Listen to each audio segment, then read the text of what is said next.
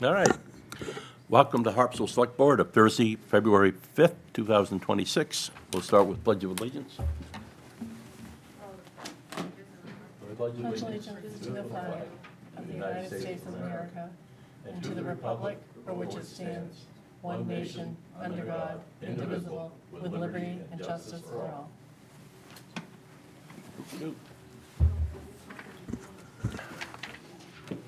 All right. Adoption of the agenda. No switcheroos. Looked good to me. Hey, Matt. All right. You good? Where you, Yep, I'm good. Looks like you're in San Francisco. Yeah, it feels like San Francisco. It's about 50 degrees. Is it, Oh. yeah, it's supposed to warm up. Yeah, I'll bring the warm weather in for when you come. I'm headed that way tomorrow. Oh, we've got double. There you go. All right. There we go. Select Board announcements? No, I don't have anything. Nothing, Matt? All right. Town Administrator's report? Thank you, Mr. Chairman. Good evening, everyone. I just have a couple of items. Previously, the Deputy Town Administrator and Treasurer, Terry Gaudette, had mentioned to the board that we plan to submit an application to the Maine Bond Bank for our $6 million borrowing for the Emergency Services Building.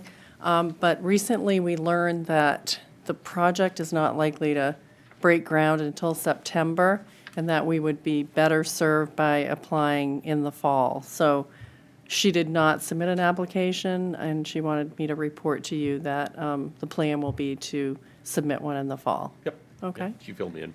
Okay, great.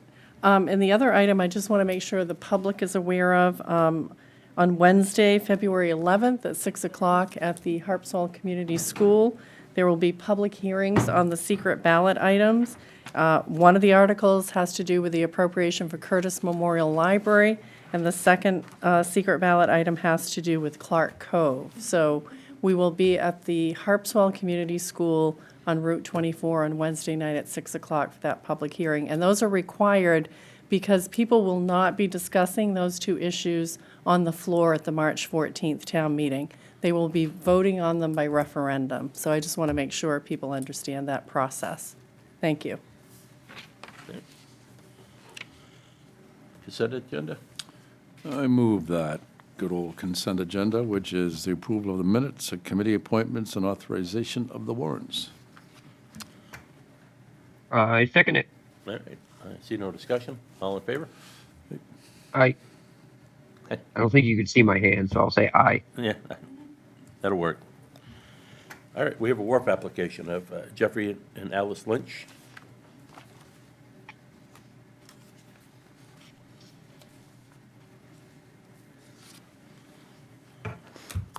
Tim Clark with codes. Project address is 15 North Point Lane off of Tondrell Point. It's map 48, lot 62. A small ramp, float, and a pier. Although it is in a subdivision, there is no deeded community wharf with this lot or area. There was no other abutters there. No eelgrass, no clamming areas, and no navigation problems.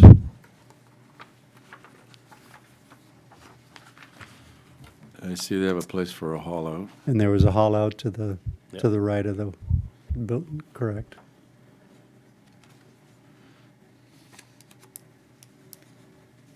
And it's over 25 feet to the butter lot line. You okay with it, Matt? Yep. Yep. Good with it? All right, then I move to approve the application as the harbor master indicates. There's no hazard in navigation, no injury to the rights of others in relation to fishing, fouling, or navigating. Thank you. You second it? I'll second it. All right. I don't see any discussion. All in favor? Aye. All right. That was easy. Harpswell Community Garden Grant application.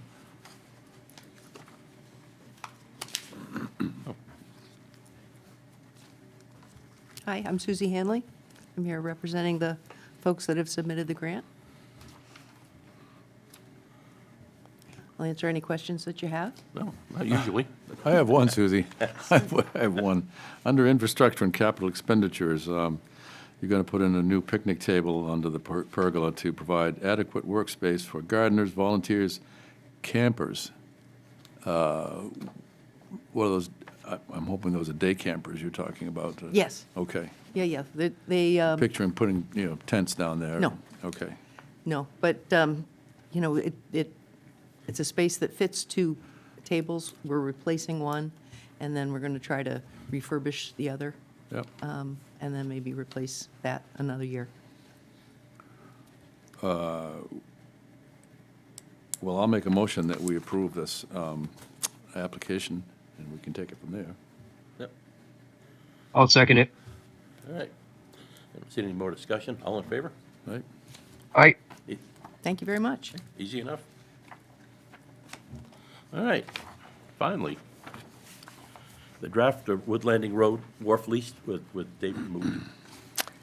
So this is a product of many months of discussion between the town and David Moody and his representative. David Moody currently has had a 25-year lease with the town of Harpswell. It was approved at the town meeting in 2001, and he was given 25 years to construct and operate a private wharf for commercial fishing at the end of Wood Landing Road, which is a town road. We're coming up on the end of that 25-year period, and the previous lease agreement was with David and Diane Moody, and now he's recommending that he would like that to be with David Moody and Patricia Moody. He also would like this to be for the duration of their lives, essentially, and that they have the opportunity to assign it with the town's permission, if they so choose. We are continuing to say that whatever public access rights currently exist there, they will continue to exist. And at the end of this, when this lease terminates, the town would have the ability to take over ownership of this wharf, assuming that it was in good condition. We do require in this lease agreement an annual inspection by the town of Harpswell, and this will have to be maintained and kept in structurally good condition over the period of time that it exists. So this is a proposal that the Select Board has been working on, as I said, and we have made it public this week. It's available for review, inspection, and it is, with the board's approval, going to be a warrant article at the March 14th town meeting. Well, you know what? If Dave's happy, I am. Yes. David, I'm sorry it took so long.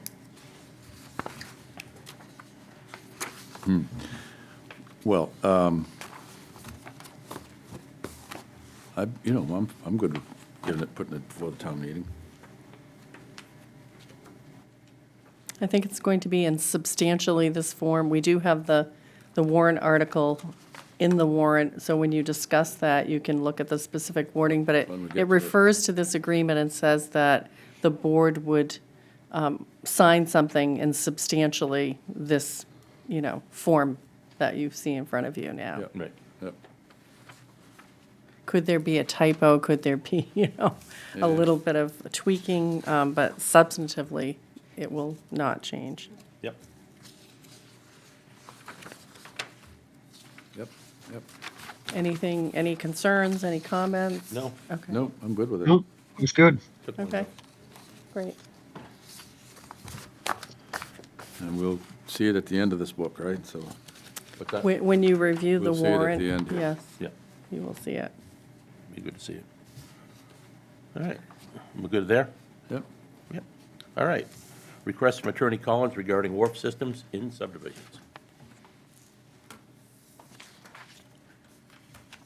Good evening. I'm Kristen Collins. I'm an attorney at Preddy Flaherty, and I represent Dave and Laura Abel, as well as the Muddy family, both of whom have homes in the High Head neighborhood and have been faced with a realization over the last year after a similar sort of dock application came forward to the planning board and the town attorney rendered an opinion. that even though they're in a quite old subdivision, because that subdivision has a community dock, they're barred by the ordinance from being able to do what they had very much planned to do when they bought their residences, which was to be able to put in their own private docks. I will say that when I first saw Attorney Chow's opinion, I'm not saying it's wrong by any means in terms of what the ordinance may mean, but I was quite surprised to see that the term subdivision would be applied to something that was pre-1971. For those in the High Head community, that's particularly relevant because their subdivision, if you can even call it that, was pre-1971, and that's really important under the statute because that is the date that defines when a subdivision could have been created. So if you look at the old plan for the High Head community from 1965, it was actually approved by a board of selectmen. So we have no idea what standard the board may have been approving it by at that time. We don't know how much thought was put into the fact that there was a community dock. High Head in particular is a very large community. If they had known that in the future they weren't going to be able to put in their own docks, I venture to say that they would have put in something that was larger, or maybe 2 access points. It's one thing for modern subdivisions that come to the planning board and are operating by this ordinance that they all know is effective and applicable to them, and they plan their development accordingly. So for these people, buying into a subdivision, which actually in the High Head case, their covenants that apply to them specifically say that they can have private docks. So what the town did by passing this ordinance, to the extent it does apply to them, is take away a right that that subdivision and all the lots in it already had. So one very narrow way to deal with this and reflect the fact that probably when this prohibition was written, it was not intended to apply to these very old subdivisions or developments, would be to just say, we're going to match the state statute and keep the definition of a subdivision at 1971. If it was a development that was approved before that, we agree that in line with the statute, it's not a subdivision, and these folks can build private docks. But I was curious, and I know that Harpswell in particular has a lot of these old developments. And so I was curious, having looked at High Head and seen that there's a lot of private docks there that probably were put in some cases before the ordinance, but actually in some cases after the ordinance too. So the community is peppered with private docks. And I thought, there probably are other old developments like this in town that also have a smattering of private docks. So I'm going to hand out just a few examples. I just looked at 4 communities: Indian Rest, Johnson Point, High Head, and what's called Long Reach Mountain, but that's actually Lumbo's Hole. Yep. Each of those was formed, a long time ago, certainly before the ordinance. Indian Rest, here, I'm going to hand this out before I start talking about it.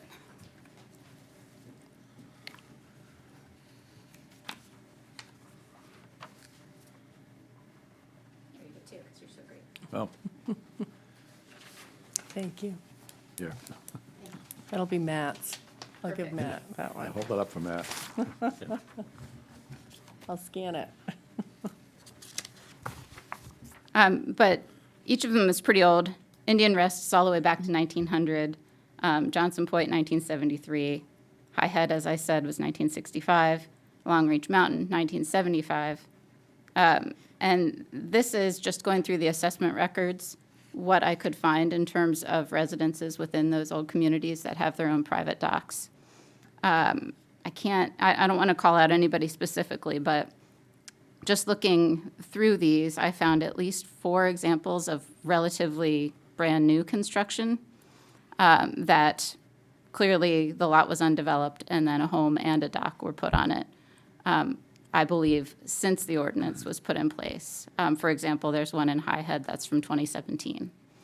So what this tells me is that if we're trying to have fair treatment between what the town has traditionally allowed, both before and after the ordinance, and sort of what the playing field is going to be going forward, it would seem fair to me that the cutoff might actually be when the ordinance was drafted and passed by town meeting, that should be the cutoff date. Just like so many other things that we do in zoning, where you're grandfathered if you came in before the provision was enacted. So that's the 1971 date you're talking about. Well, so there are two options. So the option that I've given you, which is all my clients in High Head need, is to have the definition of subdivision for this section be in line with the definition of subdivision under the statute, 1971. But if you look at the broader, kind of scheme of things in town, you see that there has been this pattern in these older subdivisions where people do have their private docks, and to let others in those community have the same fair treatment, the language there would be just like any other nonconformity provision in an ordinance, which is you look at the date that the ordinance was passed, and if it was a subdivision that was created before that, that would be grandfathered and exempt. And I'm sure that there are people in some of these communities who have owned their properties since well before the ordinance, and then are now under a playing field where maybe they thought one day if they saved up enough money, they'd be able to build a dock, but now they can't. And, I don't know exactly what the rationale of the ordinance was when it was passed. I think it was trying to do something sort of in line of what state DEP looks at with dock permits, where they do an alternatives analysis. And if you have other means of access that's reasonably convenient to you, sometimes you can't get a state dock permit.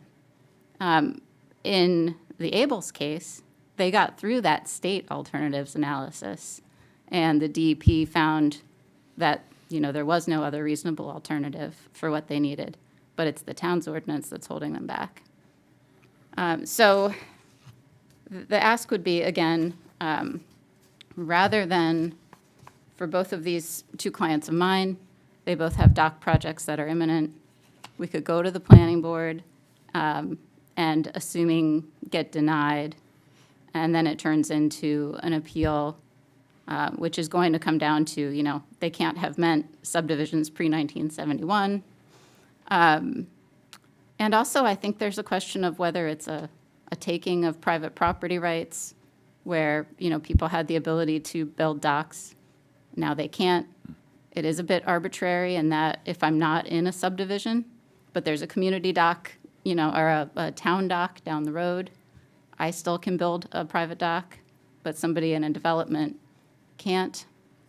So, that's what a case would look like.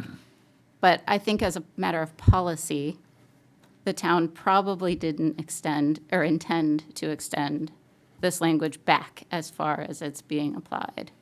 And so an easy fix, particularly with town meeting coming up, would be to do something like this amendment, or if you wanted to go further, do sort of a traditional grandfathering thing, and tag it to the date of the ordinance amendment. So that's what we're proposing. Thank you for putting us on the agenda so quickly. Oh, just a couple of Yes. questions. Now, there's quite a few private docks down at High Head now. How did they get around the covenants at the time? There's no covenant preventing installation of private docks. In fact, the covenants there say the opposite. How did they get around the ordinance? I don't know. Well, I guess. Yeah, I'm afraid I don't know off the top of my head when the ordinance was passed. I think it was in the early 2000s. I think it was 2007, but I can speak to the case that kind of triggered this because I was on the planning board at that time. And it was kind of an oddball case that the person ended up getting denied. And it was because that specific property itself had been recorded in a subdivision plan post 1971 because the previous landowner had made some lot adjustments to accommodate a second lot he had in order to build the second house. And when that happened, those lots got recorded in a subdivision plan, therefore triggering that ordinance to come in and kind of nullify them from being able to have a wharf on that property. I don't necessarily know if that same thing would happen for these two clients that she's representing, if they're because that was something the planning board looked at the time, was that had been recorded in a subdivision plan post 1971. And where their properties may not have been, they may be able to get this through the planning board without us changing any ordinances at all. Well, we would have thought that, except for that Mr. Haggerty, also in High Head, so with the same situation, was denied by the planning board based on this ordinance. So we know that Yeah. if he was denied, these ones would likely be denied as well. The Haggerty he was the one that his lot lines had been moved and his lots had been recorded in a subdivision plan post 1971. I see what you mean. At point of interest, I was the chairman of the planning board in 2019 when we did that, so, yeah. It all comes around in a big circle, doesn't it? I think what started it is the number of docks that were popping up all over town. Understood. It was a stopgap. Yeah, well, and I can see that being a valid reason for sure. The last sentence, in fact, in 15.3.9 is to protect natural resources from overdevelopment. So, and if every lot in a subdivision had a wharf, that would certainly be counter to that idea. I have a question on, you proposed adding a sentence to the end of the subdivision ordinance, 9.17. Wouldn't that sentence, in effect, eliminate the entire paragraph? 9.17? Yeah. I mean, you're proposing adding this section shall not apply to prohibit the construction of a wharf, pier, dock, and/or float by the purchase of a subdivision lot if otherwise permissible under town of Harpswell ordinances. It seems like that would just eliminate that entire paragraph. I don't think so, because it's just referring back to 15.3.9, which, as changed, then would allow a dock only in this specific case if it was pre-1971. So 9.17 would still be its sort of general prohibition, but then since that other section allows it, it would be okay.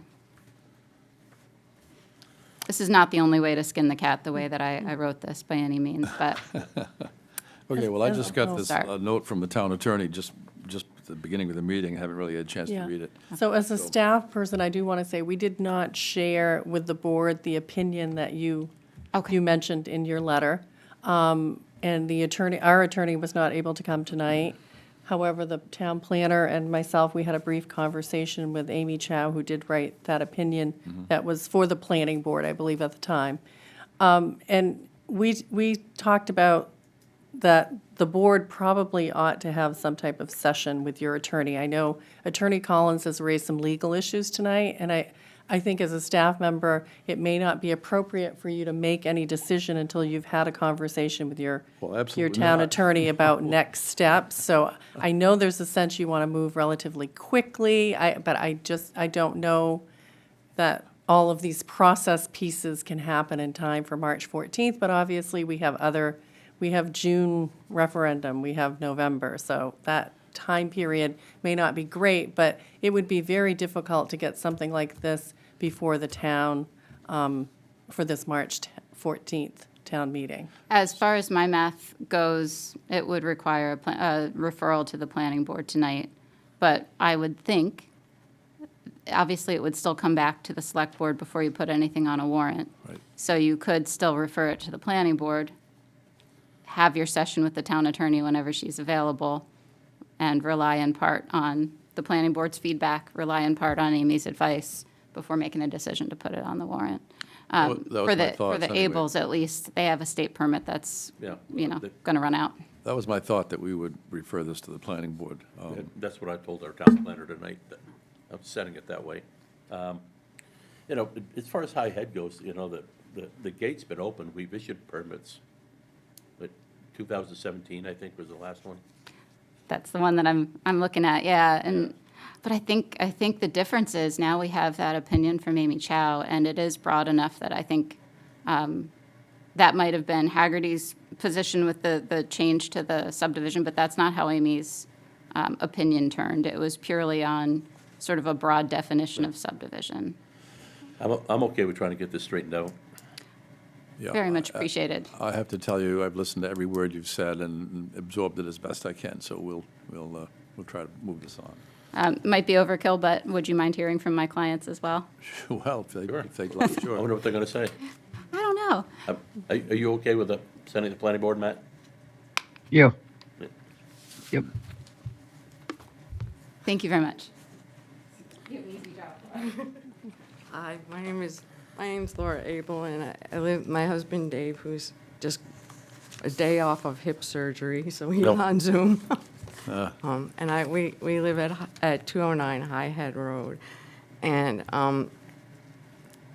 we were hoping, actually, a referral to the planning board to tighten up the definition of subdivision and when, ordinances come into effect. And I appreciate the reference to that lot line adjustment plan that Mr.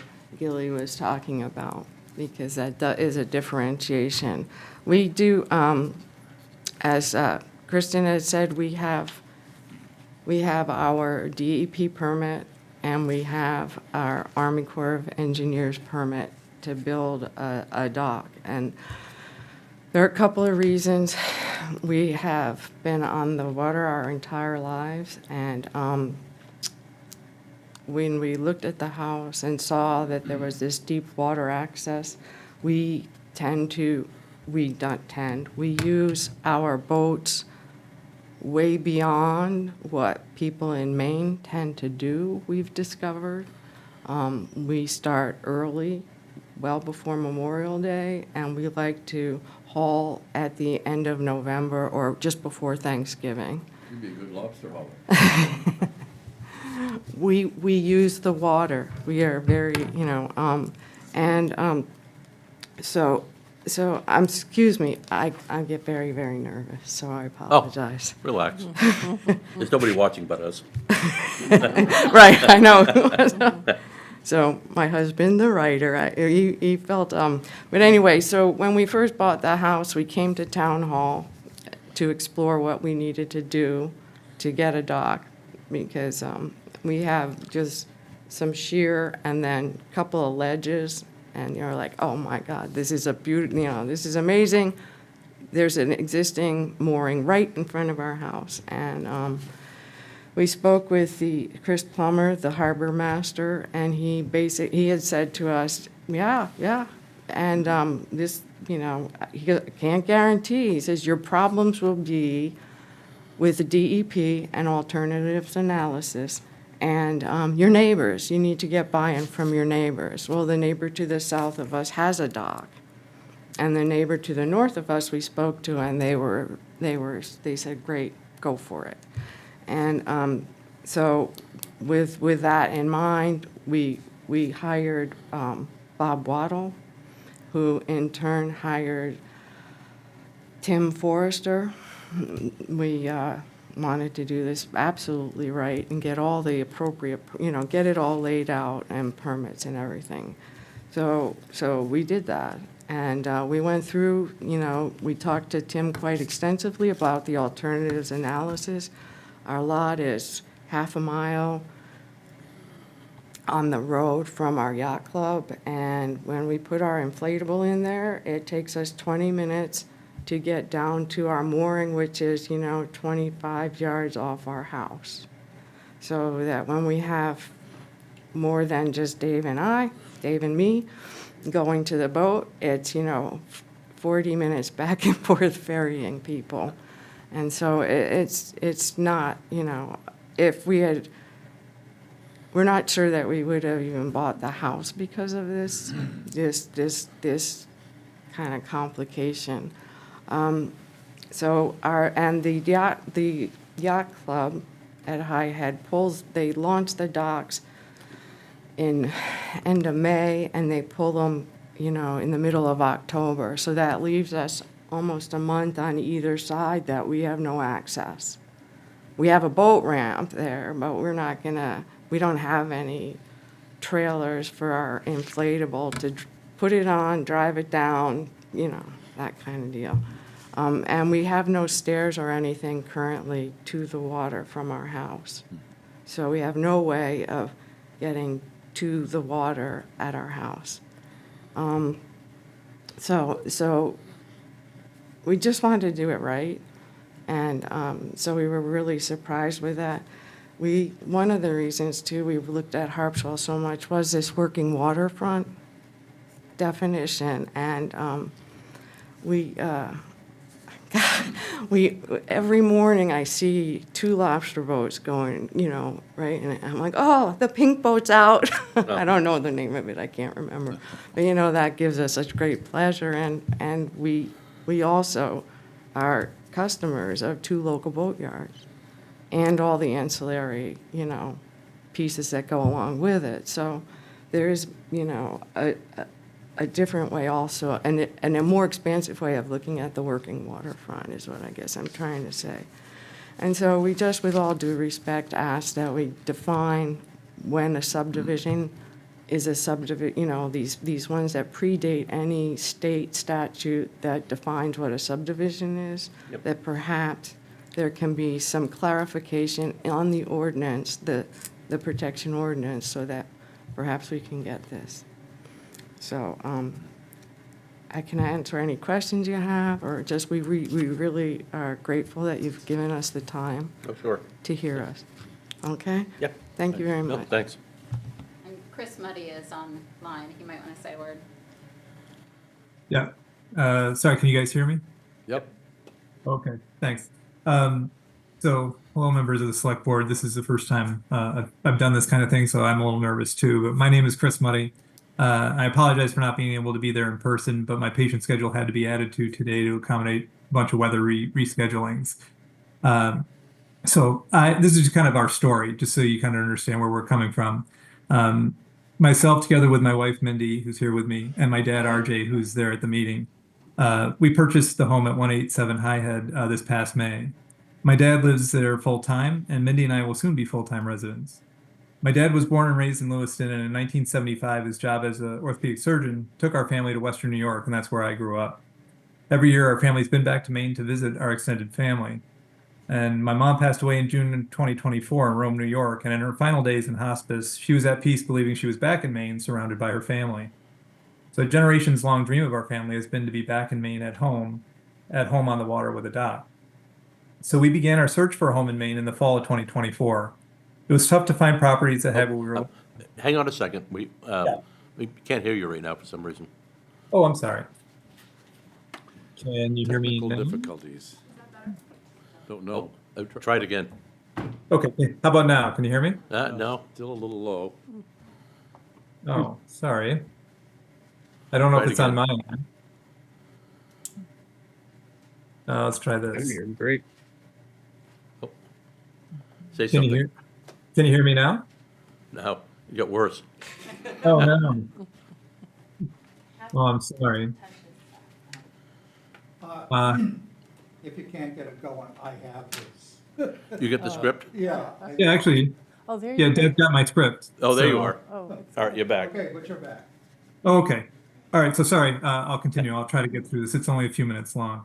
So again, we began our search for the home in fall of 2024, and we were looking for basically a place with 1-floor living access for my dad, a workshop, and direct deep water access with a dock out the back door. That's tough to find. After months of coming up empty, I reached out to Ron Hutchins at Harpswell Realty Group and Lori Haggerty at Roxanne Real Estate, and between the two of them, we had a great list of places to check out. One of Lori's properties really stood out, and that was 187 High Head. It checked all the boxes except there was not a pre-existing dock, just a stairway with a float that never floats. That made me nervous because this was a crucial component for us.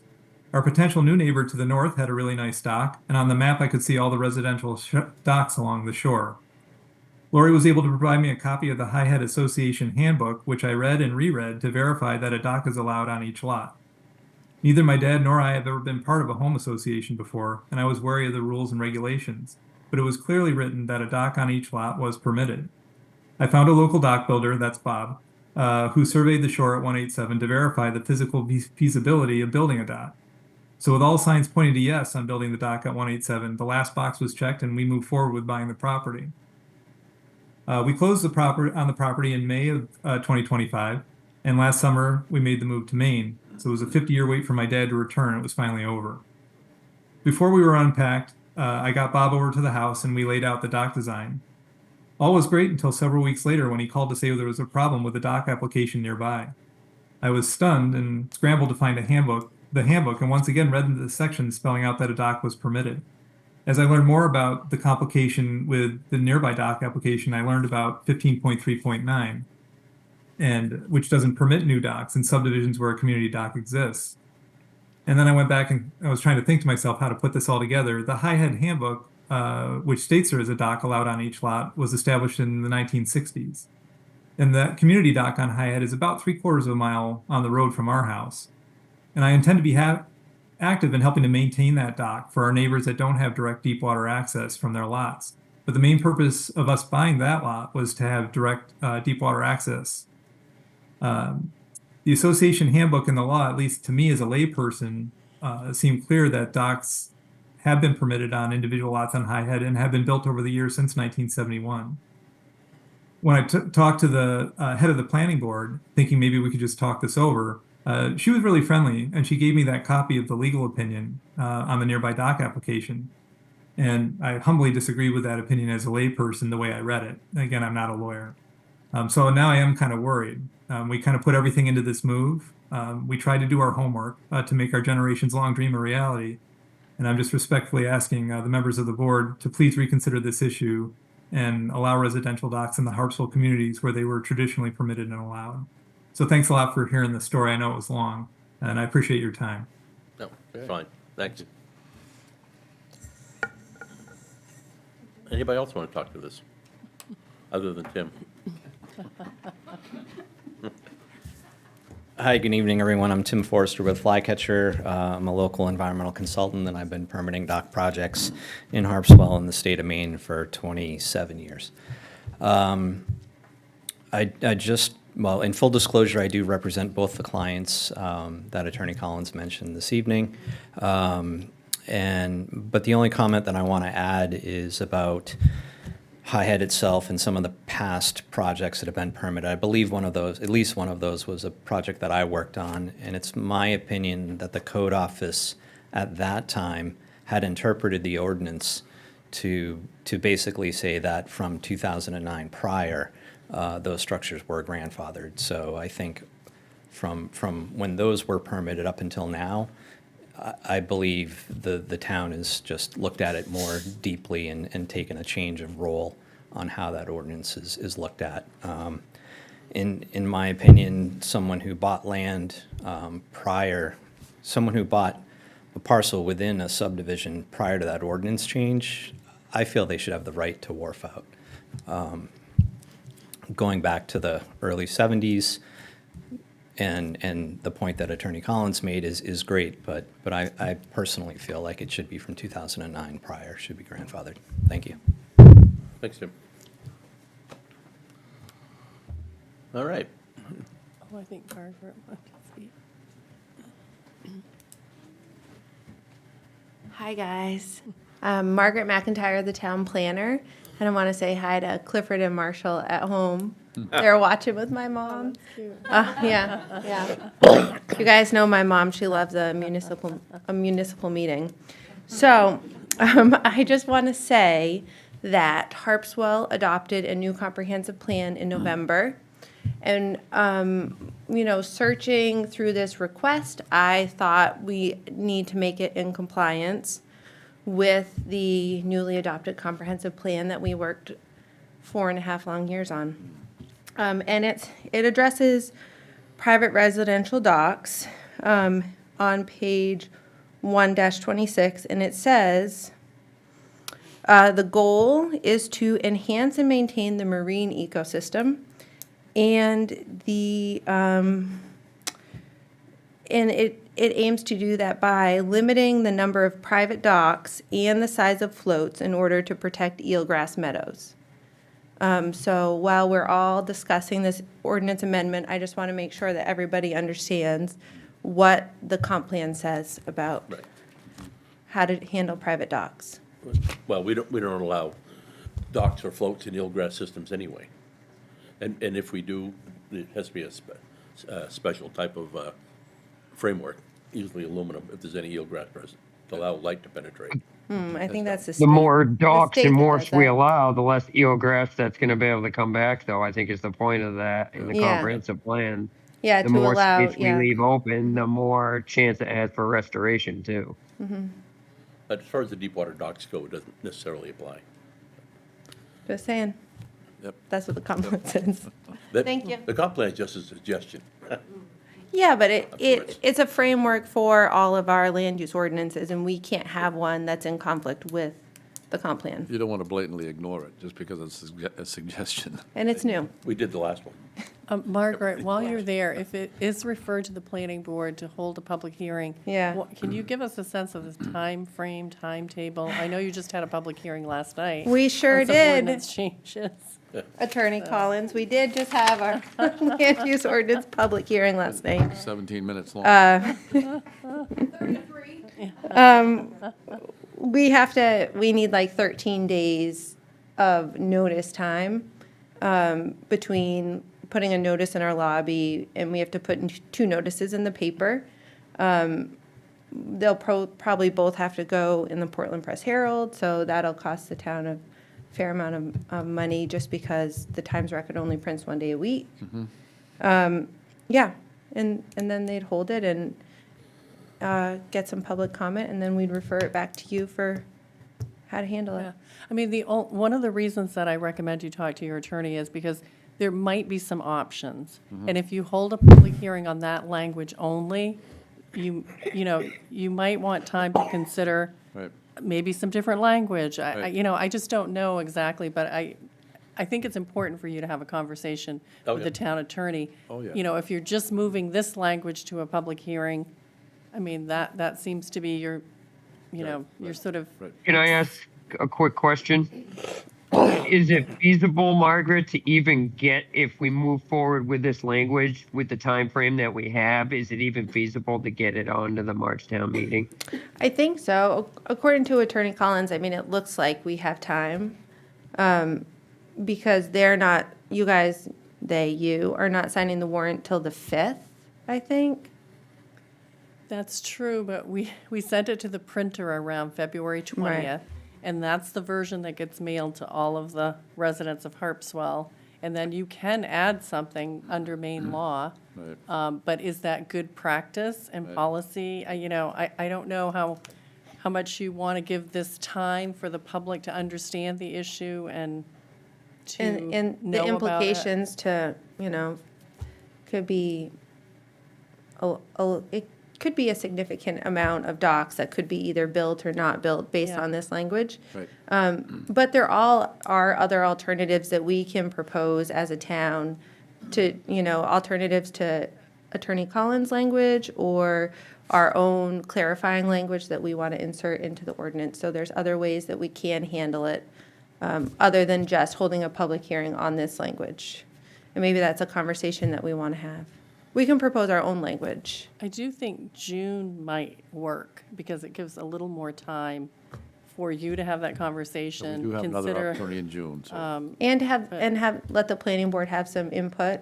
Yeah. a little I breathing think space. June's a better option, Yeah. myself personally, too. I don't want to see something rushed. Things rushed through generally don't make it. But I will say, even the June ballot item, it's got to be ready 60 days in advance, so we've got to have it ready by April.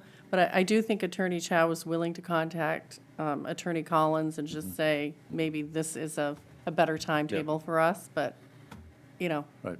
nothing has been decided little or more nothing breathing is room. firm at this point.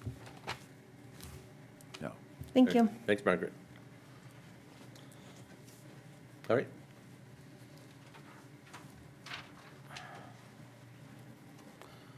So maybe we can get this meeting with the attorney before your meeting next week? Yeah. And you could, Yeah. figure out Yeah. if you're ready to See if we can do 5 recommend the o'clock next step and send it to the planning board, that type of thing. I like that idea. Yeah, Is that going to work?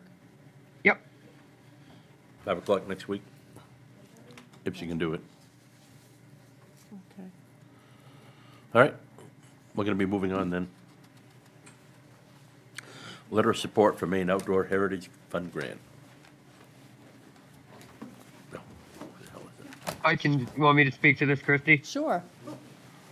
Holly Parker at the Schiller Center reached out. They're applying for a grant to do some studies on PFAs and Harpswell Sound. And literally all they're looking for is a letter of support from the town. And this is something that we've worked in the Fisheries Committee on doing our own studies as well, and they were willing to share the data. This doesn't require any town resources whatsoever except the letter of support from the town is all they're asking for.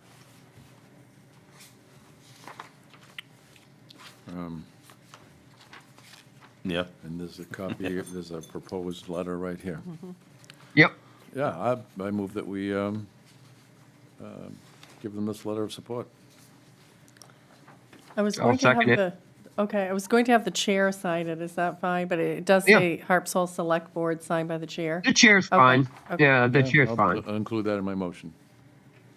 I'll second that in his motion. All right. I don't see any discussion. All in favor? Right? Aye. All right.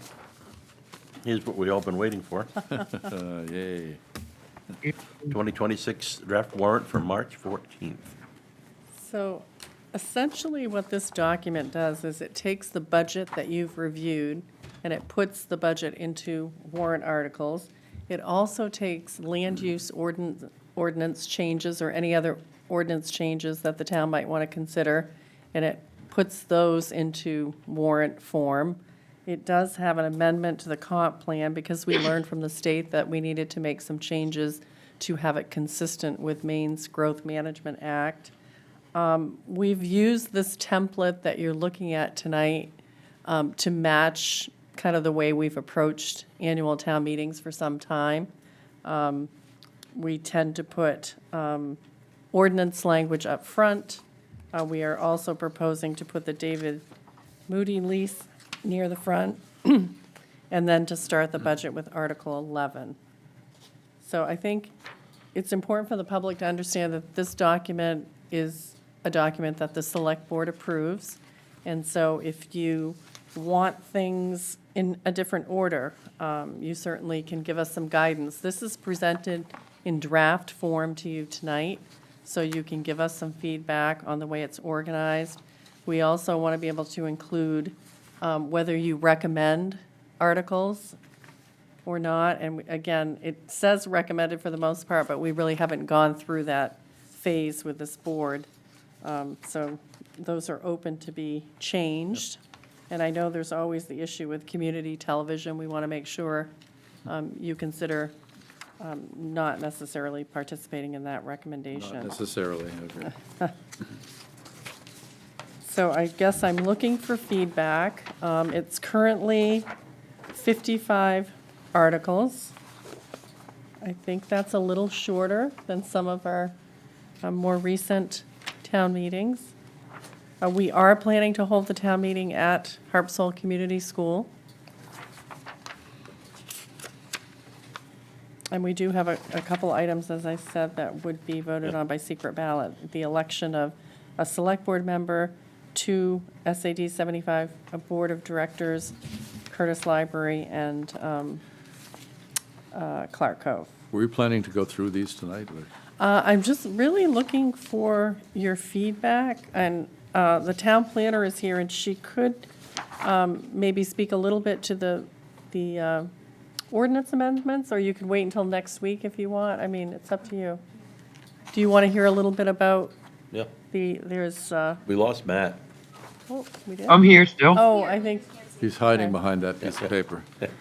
so we might go to I am here. Article 6. There we go. I know we all love talking about ordinance amendments, guys. There's 4 proposed. They're all kind of housekeeping, in my opinion. The one that's up for basically land use ordinance is just, it's improving the administrative appeals section to be more consistent with state statute. It was pointed out by a municipal attorney last year that our language was not really clear and consistent, and so we worked with our municipal attorney to draft some language.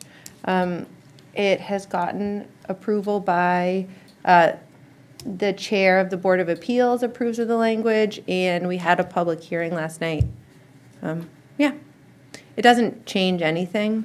It really maintains everybody's authority. It just improves the language. Really clarifies. Yeah. No, that's fine. Okay, and then Article 7 has to do with the definition of freshwater wetlands. This is to fix an unintended consequence of the ordinance amendments in last year, 2025 town meeting. It has to do with how you define a freshwater wetland in the subdivision ordinance.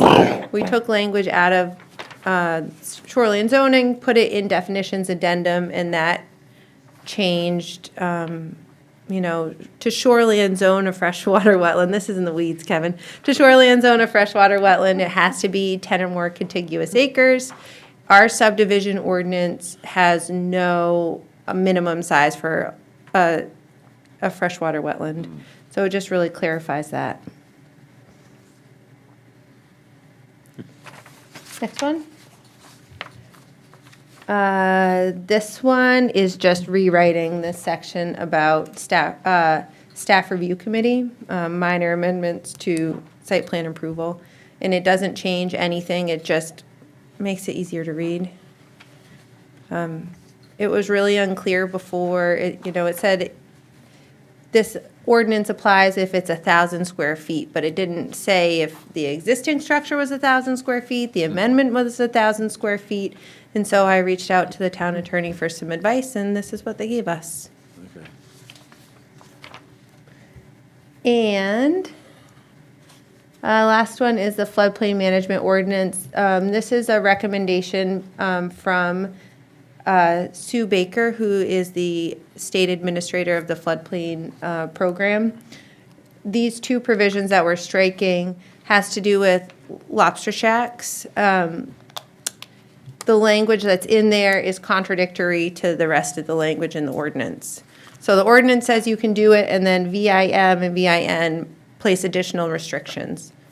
So it was her recommendation to strike that when we had a chance, and this is our chance to do it. Yeah. So nothing really interesting. Good work, though. Thank you. You have a big turnout at the public hearing?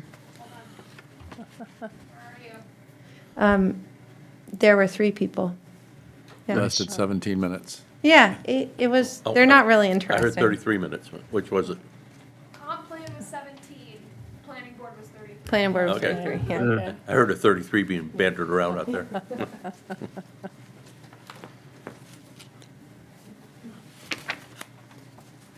I have no trouble with the order. Usually, Okay. there's something we Nope, want to me switch, neither. but there's nothing controversial in the So orders this Article year. 10 is the one to see if the town will vote to authorize the select board to enter into a multi-year lease with David W. Moody and Patricia A. Moody, the duration of which may not exceed their lifetime, to operate and maintain a private wharf for commercial fishing and/or marine activities on town-owned property located at the end of Wood Landing Road on terms and conditions that the select board deems to be in the best interest of the town and substantially in the form as provided in a document entitled Lease Agreement for the Wood Landing Road Property. And you had that earlier tonight on your Yep. agenda. Yep. Yep. And then we move into budget items, and I would say that Article 11 is the only one where voters can actually increase the amount, because we write it in such a way that it does not close the loop. It See just what- says to see what some of the voters will raise and appropriate, and we give recommendations or suggestions, but that is the only article that could be increased. Everything else has a cap on it. Yep. They could feel welcome to if they'd like. We won't Yeah, object. Exactly. And then we move into general administration, memberships, the various offices of the town, assessing, tax collector, town clerk, code enforcement, planning, recycling, transfer, animal control, harbor management, recreation and community services, recreation programs, employee benefits, cemeteries, the repair and maintenance of cemeteries. Primarily, we're helping 5 private cemeteries with their care of veterans' graves. We also have to maintain town facilities, vehicles, and properties. We have a budget for that. Article 27 is a little different. It's to see if the town will vote to appropriate up to $77,870 of unassigned fund balance, which includes $27,870 of insurance proceeds from the salt shed claim to rebuild the damaged section of the building. We've had some problems up there with the salt shed, and we're thinking a $75,000 budget would be adequate to address that repair. Should be. Okay. I mean, obviously, we won't spend it all if we don't have to, but, you know, when you start looking at these projects, one thing leads to another. Yeah, the longer you wait, the more expensive it gets. Yeah. So, anyway, there's that article. Then we get into Mitchell Field. There is a monitor, a proposed monitor for $9,000 in that budget. We are also asking in the following article to appropriate up to $50,000 from unassigned fund balance for the removal of hazardous materials from the Sentry Building at Mitchell Field, and to authorize the Select Board to accept and expend any grant funds for this purpose. You know, that is the building at the entrance. We have a proposal that indicates that would cost about $50,000. We're trying to address these over time. I think the last one would be the generator building, which is really quite expensive to deal with in terms of hazardous material removal, Pick away at them. but we're making progress. Then we have the road budget, snow removal, maintenance, road commissioner's salary and travel. We have a proposal for some money to go into our capital improvement fund for roads. Our project for 2026 is the Ocean Street Embankment project, and we have received money from FEMA to do that project. We're estimating that to be around $410,000. We have a proposal for our continued 24/7 paramedic coverage with Maine Health or Midcoast Hospital. We also have an article to continue our Department of Safety. We have an article that would allocate money to the 3 volunteer departments in Harpswell, Harpswell Neck, Ors Bailey, and Cundies. We also asked the voters to put $250,000 into an emergency services vehicle reserve for vehicles that we anticipate purchasing over the next 5 to 10 year period. We're asking voters to put $300,000 more in the recycling center capital reserve, and this is for phase 2, the building project.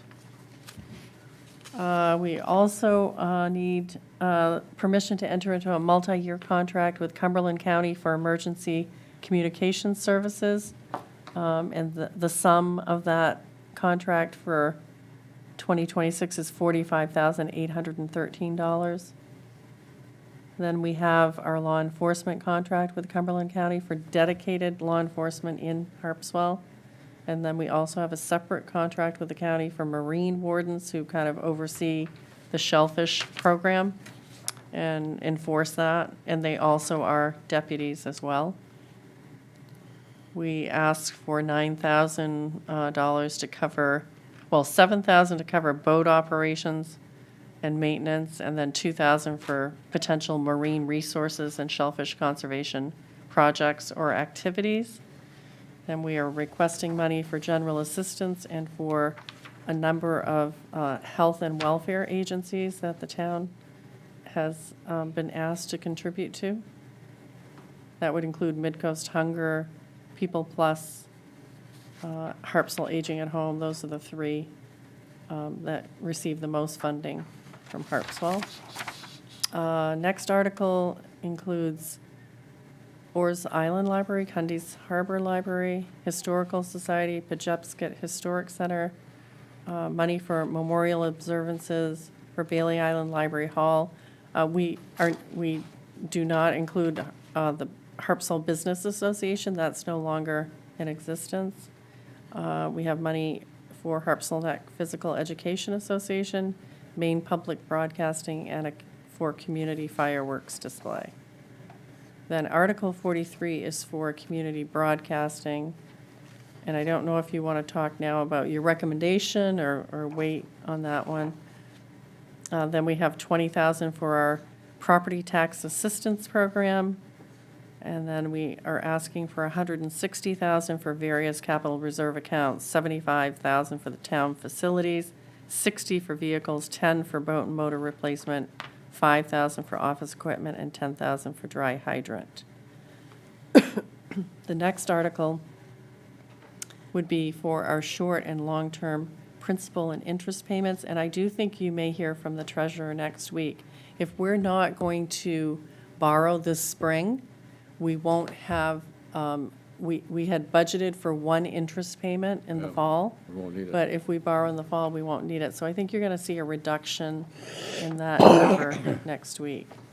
And then from there on, most of the articles are considered more like housekeeping articles.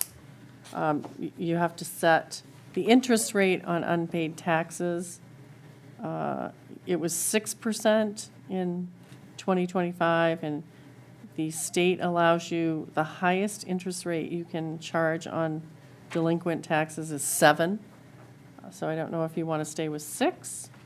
And typically, whatever the town sets for delinquent taxes, it then also will give that for any abated taxes. If somebody applies for an abatement and receives it, they also get interest, since we've been holding their money. You know, just other articles that allow the select board to apply for grants. And then, you know, it also allows you to sell property by quitclaim deed if we acquire it, but there is a process and procedure you have to follow. It allows you to sell personal property of the town that is deemed excess, but you're to do it through a public bid or other competitive process. And then we have our final article, which authorizes the town to use, like, we're looking at 2,700,000 from non-property tax revenue, 600 from unassigned fund balance, 350,000 from revenue sharing, and then there will be an estimated amount of homestead exemption and Betty reimbursement that we get from the state. But all of those numbers will keep us below what used to be called LD1, but is really no longer something you have to follow under state law. So we're at 55 articles, and unless we're missing something or you add something, that might be where we end up. Sounds good. So any feedback or suggestions or, okay, No? all right, It's good. I'm good. very good. All right. Thank you. Public comment?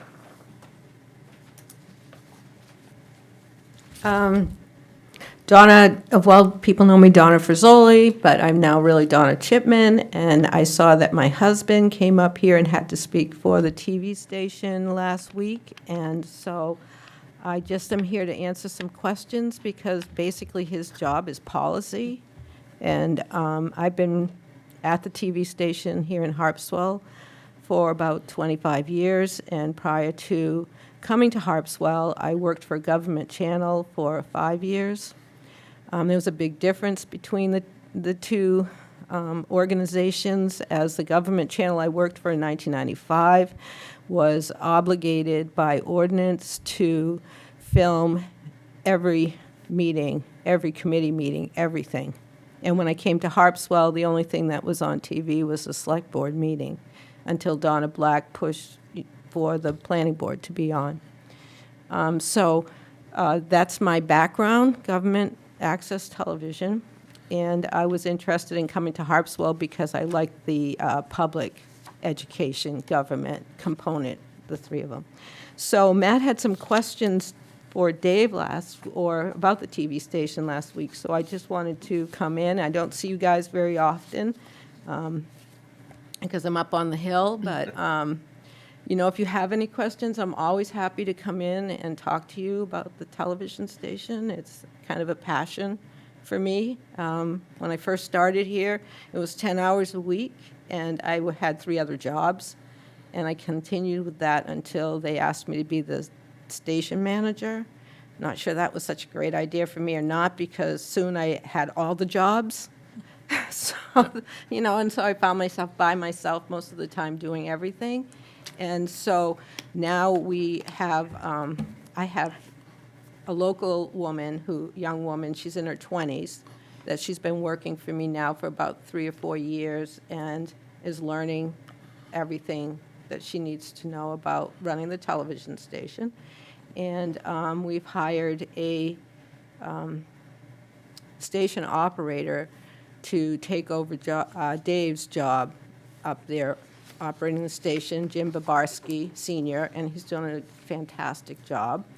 And so I just want you all to know I wasn't like dying or anything, because I felt like last week that you thought I was too old for the job or whatever, but I'm a pretty healthy person. I have 2 relatives who live to be over 100, and I'm hoping those are in my genes, so yeah. Well, don't take it that way.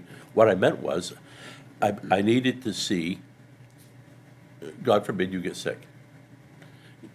What's the plan? And David said he's working on it. So. Yeah, we're working on it. Like I said, Rose has been with us now for almost 4 years, I think, and she's doing a great job, and Jim has come in, and he's doing a great job. But I also wanted to talk to you about, what our expenses and financial situation looked like this year, which was, we got $87,580 from the town. And I'm old school. When I started out, everything came through the franchise fees, and I had no idea what the town was getting for franchise fees this year. So it's, and then that's not the way the town wrote up their articles for town meeting. They use raise and appropriate, but I always said, it's like a wash. Where the money is coming only from TV subscribers to cable, the franchise fees. It's not everybody that's paying it. In the past, the internet subscribers also had to pay franchise fees, but Congress, in their ultimate wisdom, said it was an informational service and not an entertainment service. And we all know it's an entertainment service, if anything else. But anyway, we also got, we brought in $22,008.08, and we got about $20 in interest. And our actual expenses this year were $92,000, just over $92,000. And I have started working less hours because I didn't want to ask for more money. So I'm giving up some of my hours so that the station operator can have more hours. So with the, as the equipment gets more modernized, I think there'll be less labor, it'll be less labor intensive, so I anticipate that, that'll be, right now it's pretty labor intensive, what we have to do. And as things improve, it should become less labor intensive and less time for employees, unfortunately, but that's the way technology works. So, Matt, do you have any questions? Nope. I was kind of where Kevin was at. I just wanted to make sure that you guys had a long-term plan, because I wasn't insinuating that you're going to die tomorrow by any means. But I'm assuming that at some point you would like to stop working and. My brother told me my grandfather started working at 16 years old in a cotton mill in a mill in New Hampshire. So he's one of these kids that was working in the mills when he was 16 years old.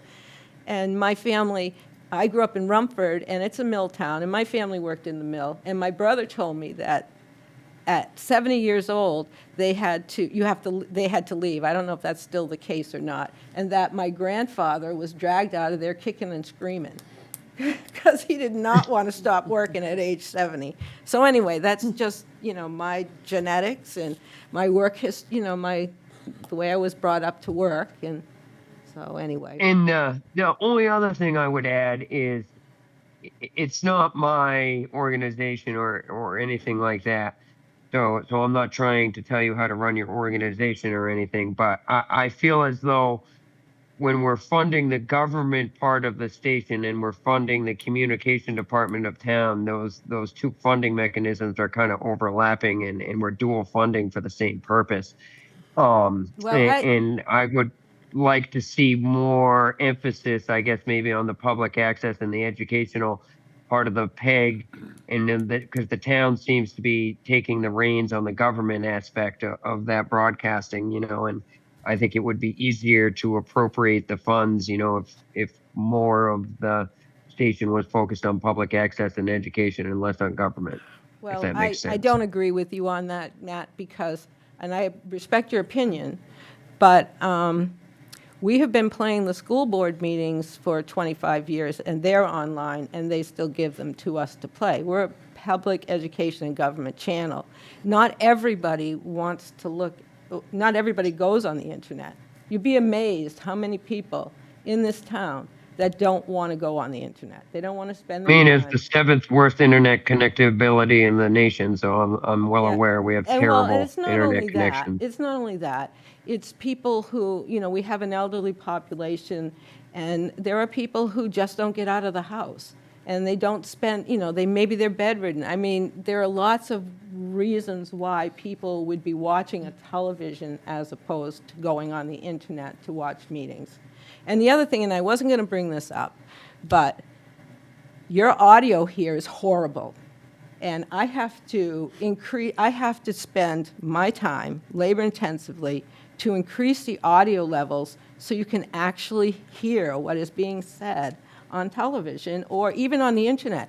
I go online and listen to your meetings on YouTube, and I have my computer turned all the way up, and I can't hear what's being said. So right off the bat, I have to lift the audio at least 6 or 7 dB, just right off the bat. And then I have to go slowly through it and raise people's levels so people at home can hear what you're saying. And there's got to be a better way. I mean, that is so if you go to Harpswell Community TV and you listen to the meetings, you're going to actually hear them. I can't say that for the government meetings at this point. But I can see down the line that might be an issue if there's no more TV and people are just watching YouTube, maybe. But right now, that's not the case. So it seems like a duplication of effort, but, it really isn't. It isn't, because you might not be watching it on TV, but there are a lot of people who are. And would you like me to, I could circulate a petition, I guess, and find out how many people actually watch. My board of directors is starting a survey, so they can get an idea of how people are getting their information. But I just think it hasn't gotten to where you think it's gotten. It's not there yet. But I think it's heading there. It might be. I mean, I think it's a road that we're clearly going down, and we're investing more money in it to improve the areas where we're lacking. Matt, do you have internet on your boat? Yes. Yeah, Do you have internet on your boat? Your smartphone? Yes, I do. Yeah. Yep. No, I've lost my train of thought. The other issue is that, sorry, I lost my train of thought. Yes, I was interrupted by Mr. Chipman. Broadcast. happens. Yes, it does. Straighten them out when you get home. I will. I will. But no, let's go back to where we were. We were talking about. Anyway, I see your point, and maybe someday that it will get to that point, but I don't think it's there yet. And I think that there's things that need to be done here to improve your government meetings. And I'm saying this as, somebody who worked as a government employee doing video for 5 years before I came into public access. And the other thing about public access is people only use the station for public access when there's some controversy, some big controversy in town. And that, let me tell you, is no fun. All of the other stuff that you see, I've done. And I do it as a volunteer, because I've been told that I cannot be paid doing things outside the building. And I know that's what people want. So maybe the board will look at that differently in the future. But I figure if I'm going to an event and I have the camera, I'm gonna film. If I'm going somewhere, I'm gonna film it for everybody. That's just my mentality, my work ethic, if you will. I think if I want to see it, other people want to see it, so I volunteer. So anyway, I came to answer your questions, Matt, and I understand where you're coming from. I just think we're the PEG channel, and if people go to our YouTube channel, they're going to find everything. They're going to find the county commissioners, they're going to find the town of Harpswell, they're going to find the school board, they're going to find the public access programs they're interested in, everything, all in one place. So, thank you for your time. Sure. Unless you have more questions. Oh, I'm good. Okay, All right. thank you, appreciate it. Thanks, anytime. Anybody else? You say hi to your kids again? Hi, they better be in bed. No, I missed the first public comment, so I had to wait till the end. I just wanted you guys to know that I'm working with the Resiliency and Sustainability Committee to hopefully apply for a grant to replace the boat launch at Garrison Cove. It's something, we've talked about it since we heard this grant was coming up. We've talked to fisheries and we talked to marine resources and all the harbor master committees. It's due at the beginning of next month, so it will come to you guys, but I just wanted you to know. It's a DOT Working Waterfront Infrastructure Grant, and I'm really excited about it because the boat launch is in rough shape. Yep, did you happen to see the quote from 8-9 years ago? Mm-hmm. Yeah, Yeah. it's a doozy. I think it's going to be significantly more than that. The cool thing about this grant is that it includes design and construction. Most grants are just design or planning. So it's for up to $2 million. But I don't. It called for a berm and stuff like that, Yeah. which would be. Build it up. but- So this project does have to include some resiliency work, and the resiliency can be in the boat launch, it could be in the berm. I'm not sure exactly how it's going to work out, but just wanted to let you guys know. But it's proposed to be all within land that we currently own, It has correct? to be Yeah, land. It has to be yeah, municipally owned land. Yeah, Yeah, yep, Yeah. well, we do own that strip right along there Yeah. also. yeah. Yep.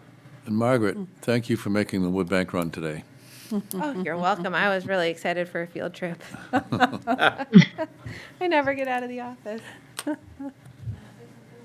You already spoke. I know, but just real quick, I'm just really excited about something because for a very long time, I've wanted weather and tide charts on our channel to run all the time, and finally, that's happening. On 14.2. On 14.2 off-air antenna. So anytime you need to know what the weather is or want to know what the tides are, you can go there and find out. And also, I'm looking at expanding that channel in other ways, and we received a grant for a server that should help us to move in that direction. So I think there's a lot that the off-air can offer. As far as cable goes, our hands are tied, and we can't do anything without the cable. And also, our hands are tied with the FCC, but we'll see what they do. Anyway, I'm excited about 14.2, and I hope you guys will be too. Thank you. All right. Other business? So I do have some other business. Back in November, Be all right, in a minute. the board discussed a possible amendment to the GEI contract because of the third-party testing. Yep. And at the time, the Yep. board approved up to $20,000 for no, that it's more than purpose. that. No. So You'll be part of that. that came in at $5,000. Wow. All right. However, Good news. I did I like have to it. call you all a while ago when Wyman and Simpson, they were working at the boat launch site, and I think I explained it to all of you individually, but we now have the change order. There was a third piling Yep. near the boat launch that needed to be in a, what do they call it, a rock socket? Yeah. And Yep. so they had the equipment there, they were going to be able to drill, but it was not in the plan to do that. So you all said, okay, yep, we understand. And we now have received that change order, so it's a $20,000 increase Of in course it the, is. in the contract. The contract with Wyman and Simpson is $1,553,400, and that's going to add $20,000 to it. So still, we're only So, 5,000 behind. Yeah, I think, if we can look at it that way, it's I a do look little, at it that way. a little helpful, but I do need you to approve that change order with Wyman and Simpson for $20,000. You already approved that GEI up to 20, but we're not using 20. Okay, I so move. I so second. I don't see any discussion. All in favor? Thank you. Aye. Okay, that's good. I'm done. You good? Mm-hmm. In that case, we're adjourned.